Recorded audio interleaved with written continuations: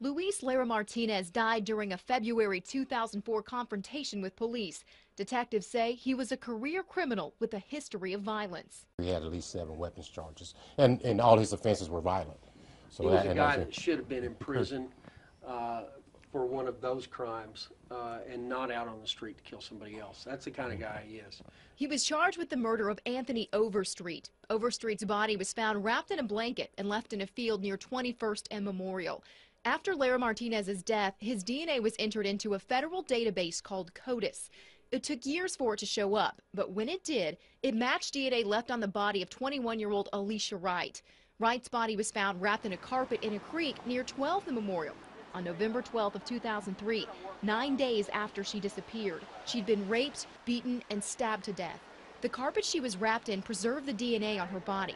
In this case, obviously, if we had not, gotten a DNA hit, we probably been one of those cold cases, and we never would have solved. Detective Roger Smith says Alicia Wright never met Lara Martinez prior to the murder, so his name never came up in the investigation before the DNA hit. The victim's friend told police she made Alicia get out of her car in front of an East Tulsa apartment complex. Turns out that complex is where Lara Martinez lived at the time of the murder. It's also next to the creek where her body was found. It's really an honor to see a resolution like this come. It's not bringing this victim back or anything like that, but I think it sends a message that we're not just going to forget these cases